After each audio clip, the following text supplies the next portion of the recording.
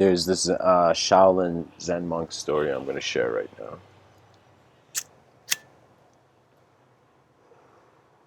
And in this story, there's a good example of how, in some sense, the unconscious is being made conscious. And so there's this kid.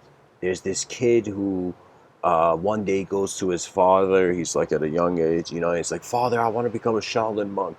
You know, and his dad's like, let's say, a carpenter building a very big table, and his dad's like, "Son, are you sure?" And he's like, "Dad, please let me go. You know, take me to the Shaolin temple." You know, and so the dad's like, "All right, son, let me just finish building this giant table."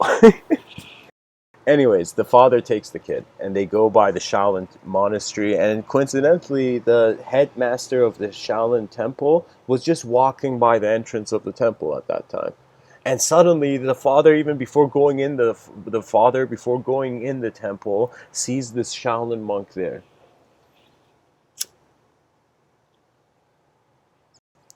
This Shaolin headmaster. And so before the father says anything, the father gets stunned and in some sense suddenly sees his son go in front of this Shaolin monk headmaster and bow to the man and say, "Can I please be a part of the school?"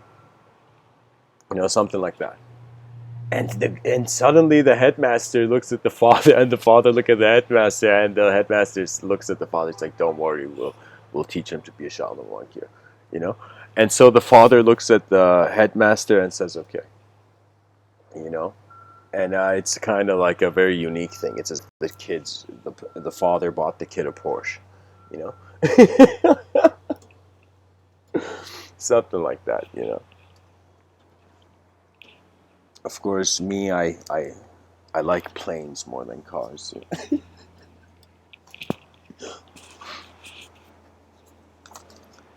Go in a room and just keep slapping a bucket of water, you know.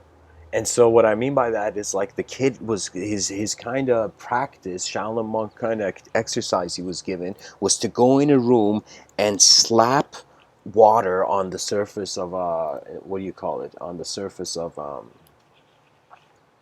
slap the water in a bucket, you know. And this kid has to go back to, and he goes back to town. And it's not winter, actually. Let's change the setting. He goes back and he sees his father knocks on the door. His father opens